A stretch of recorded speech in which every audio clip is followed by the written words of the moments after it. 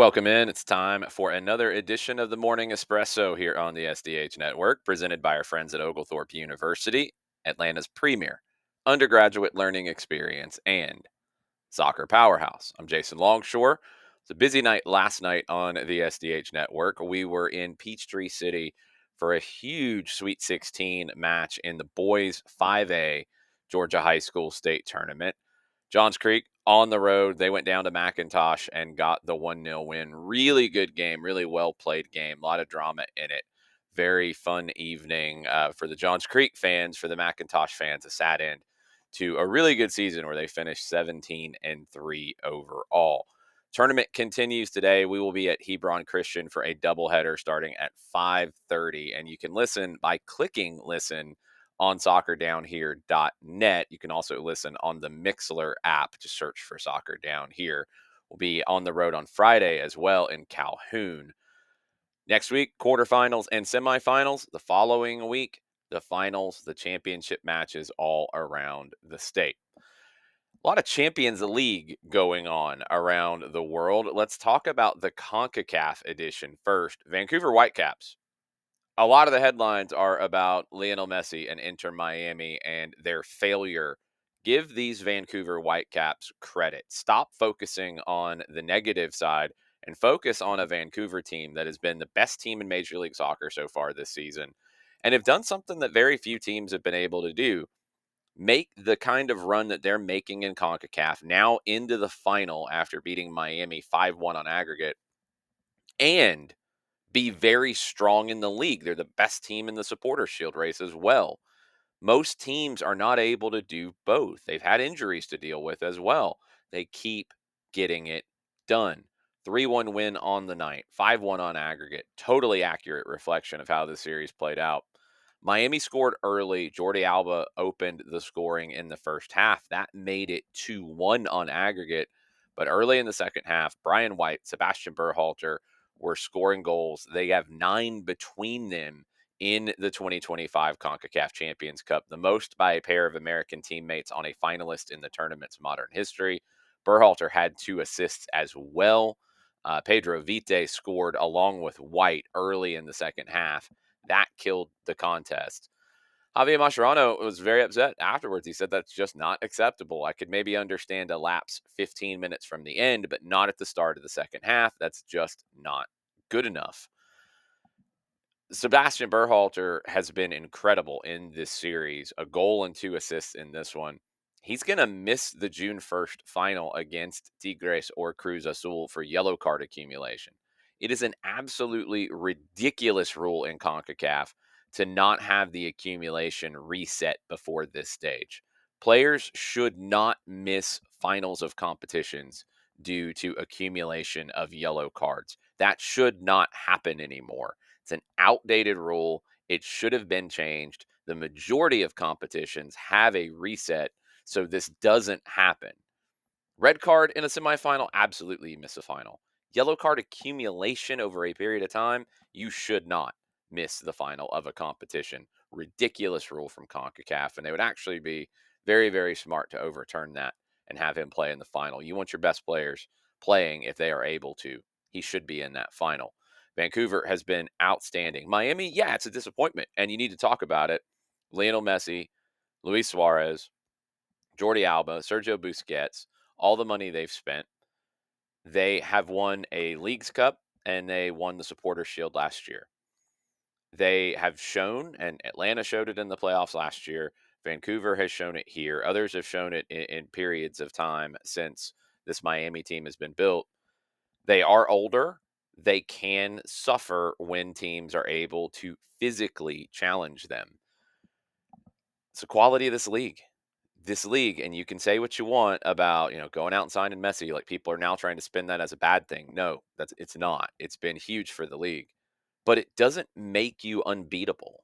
Even as good as he was, is, still can be, you're not unbeatable because there's 11 guys and in the subs. Teams can find ways, and teams have found ways in big games to beat this Inter Miami team. What happens the rest of the way for them? MLS Cup becomes extremely important for this Miami team. Leagues Cup, I think, is also very important for this Miami team. Club World Cup this summer is very important for this Miami team. The pressure ramps up, in my opinion, with Vancouver knocking them out. The pressure ramps up on Miami, but do not take that story away from Vancouver. Give them their credit. This is not a series that Miami lost. This is a series that Vancouver won. And now they go into the final with a big opportunity to potentially lift a Concacaf trophy. Let's go to the UEFA version of the Champions League. An incredible match last night in Barcelona, 3-3 final between Barcelona and Inter. What a performance from Inter, who had been struggling coming into it. They hadn't scored in 3 straight. They'd been knocked out of the Coppa Italia. They lost their grip on the lead of Serie A. They showed ton, a ton of fight in this and a ton of quality in this. They went up 2-0. They went up 3-2. Barcelona came back, and Barcelona was able to get a result out of this, but Inter should feel better going back home for the second leg next week. Lamine Yamal also showed a lot of quality in this. He was interviewed before the game, did media. He's still 2 months shy of his 18th birthday. People are obviously going to compare him to Lionel Messi. He said, No, I'm not that. He played like it in this game. Hansi Flick said he's special. I've said before, he's a genius during the game. When I look at the match from the outside, you see all the details, and it's unbelievable how he does it. The goal he scored was incredible. He hit the crossbar twice. Unbelievable player in Lamine Yamal, and it's scary that he still has a lot of room to grow and get better. Simone Inzaghi, you have to give him a ton of credit, the manager of Inter. He said, I'm proud to see how a fantastic team of players came here and produced that performance against the most attacking informed team in the world. He said, Barca have a player in Yamal who is difficult to stop. We started well, but in the last 25 minutes of the first half, he created a lot of problems. He's a player I had not seen live before, and we had to double up on him. He is a phenomenon born every 50 years. He really impressed me today. Now, injuries could factor into the second leg. Robert Lewandowski, he wasn't fit enough to play in the first leg. Jules Koundé, he was lost in the first half to Barcelona. Lautaro Martinez for Inter was taken off at halftime. Big doubts on all of them for the second leg on Tuesday. Let's go to Asia in the Champions League. A lot of people expected Al Nassr to make it an all Saudi Arabia final. Al Nassr did not get to said final. 3-2 defeat to Kawasaki Frontale of the J League. Cristiano Ronaldo, another trophyless season in Saudi Arabia. So it will be Kawasaki Frontale against Al Ahly of Saudi Arabia in the final this weekend in Jeddah. Let's go to the Europa League. That's today. You got 2 big games involving English clubs. The first one, Tottenham Hotspur and Bodo Glimt. You might not know Bodo Glimt from Norway. The town that Bodo Glimt is from, 55,000 in population. That would not fill Tottenham Hotspur Stadium. Gives you a glimpse. This is a huge game. Bodo Glimt nearly was relegated in 2018. They won their domestic league title in 2020 for the first time ever. They've won again 3 of the next 4 seasons. They have success in the Europa competitions as well. 2022, they were in the Europa Conference League. They played Celtic, who was managed by Ange Postecoglou, who is now in charge of Tottenham Hotspur. Bodo Glimt didn't just squeak by. They won the first leg 3-1, the second leg 2-0. They beat them 5-1 on aggregate to reach the last 16, shocking a lot of people. So he knows them well. This could be a really fun matchup with Bodo Glimt and Tottenham Hotspur in this competition. The other game in the Europa League, Manchester United taking on Athletic Club de Bilbao. We've talked about it before, the financial implications of this game for Manchester United. They need to win the Europa League. They need to be in the Champions League next season. They need the money that brings. If they don't get there, I don't know how Ruben Amorim gets the squad that he needs to be competitive next year. I have no idea. I don't think they have the money. So everything changes if they don't qualify for the Champions League. The only way they qualify for the Champions League is by getting past Athletic Club and then winning the Europa League final. They're 3 games away. Can they do it?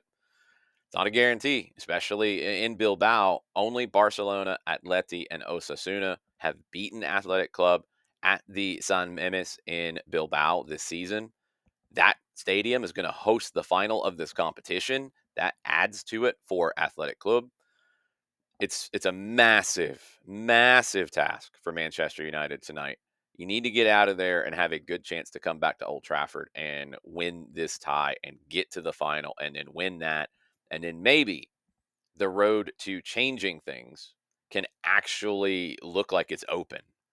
Because if they get knocked out at this stage and they don't win the Europa League, I have no idea what Manchester United looks like next season. Let's go to the Women's Super League in England. Chelsea, they have secured a record 8th title in the Women's Super League with 2 games to spare, a 1-0 away win against Manchester United. Unbeaten through 20 rounds, they still could finish the season without a loss in league competition. 6 consecutive top flight titles, 5 under Emma Hayes. First one here for Sonia Bonpastor. Second manager to win the title in her debut season after Laura Harvey of Arsenal did that in 2011. Bonpastor's team could still win a treble. They were on pace for a quadruple, but were knocked out in the semifinals of the Champions League to Barcelona. They will play Manchester United again in the FA Cup final on May 18th. In WSL, Chicago Stars, they fired Lorne Donaldson and named Japanese first assistant coach Masaki Hime as their interim manager. Chicago finished 8th last season, made the playoffs. That was his first season in charge, Lorne Donaldson. They were bottom of the standings in 2023, but they're 1-5 so far this season. They've only scored 3 goals in 6 games. They've allowed 14. Mallory Swanson, who Donaldson coached in youth soccer, has not played in 2025 due to personal reasons. That has not helped the Chicago Stars. USL Championship, our friends over in Alabama, the Birmingham Legion, they have named Mark Briggs as their second head coach in their history. Briggs, 43 years old. He left Sacramento at the end of last season. In Sacramento, Briggs took Sacramento Republic to the 2022 U.S. Open Cup final, took them to the 2023 Western Conference final. He's previously the 2017 USL Coach of the Year with the Real Monarchs. One of the most highly thought of coaches in the lower divisions in the United States. The Englishman Mark Briggs is the new man in charge of the Birmingham Legion. Let's get caught up on Carlo Ancelotti and Real Madrid and Xabi Alonso and Jorge Jesus and Al Hilal and the Brazilian national team, because all of them are still involved in all of this because it is a ridiculous telenovela. When we started the day on Tuesday, it looked like it was all but done, fait accompli, for Carlo Ancelotti to be the manager of the Brazilian national team for World Cup qualifiers in early June. Then it all fizzled. And now it's kind of meh. Real Madrid reportedly, and a lot of this is reportedly, Real Madrid reportedly unhappy with the visibility, the financial terms of Ancelotti's the potential exit from leaving the club. They don't want to pay the rest of his contract, which has 1 more year on it.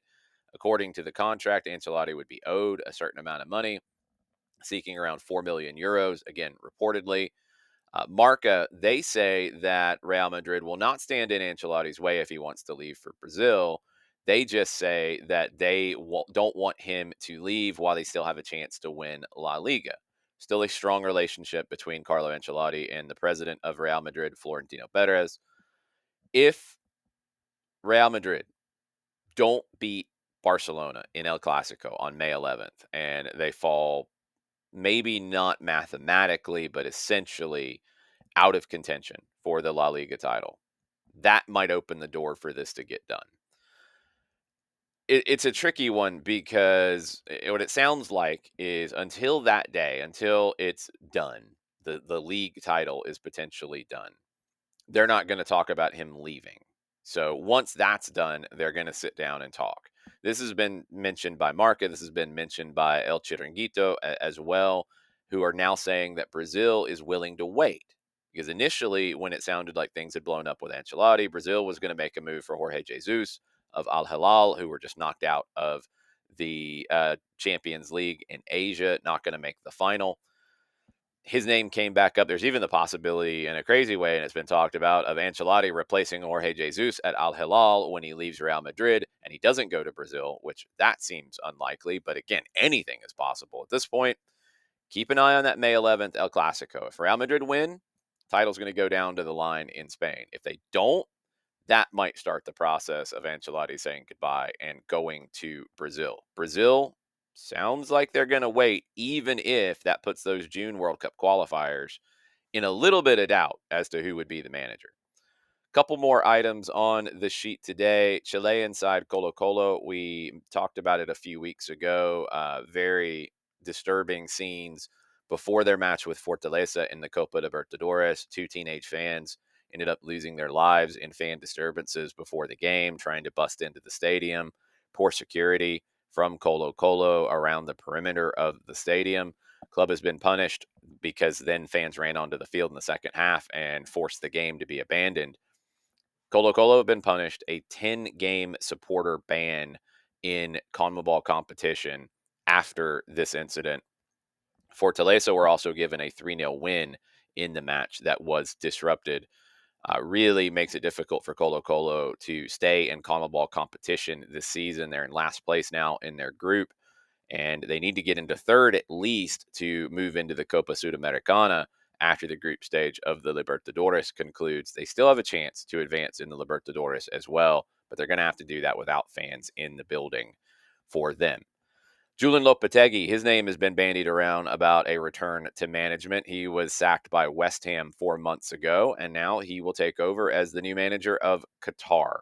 He'd been linked with jobs in Liga MX, but that's not going to happen. He will be in charge of the Qatari national team going forward. That's going to do it for us in the Morning Espresso. Don't forget, more playoff action tonight in Georgia high school soccer, doubleheader, girls and boys at Hebron Christian, starting at 5:30 this evening. Tomorrow, Atlanta United training in the morning that media will be attending. I'll be there. Madison Cruz will be there. Jared Smith will be there as well. We will have a training ground dispatch recapping all of the training this week in Marietta, getting ready for the match against Nashville. The media match is tomorrow afternoon as well. And if you need a good laugh, you can watch that on the Atlanta United YouTube channel. Myself and Mike Conti will be on commentary. A lot of people that you know will be playing in the match, and yeah, it's gonna be a funny one. It's definitely going to be a funny one. That's tomorrow.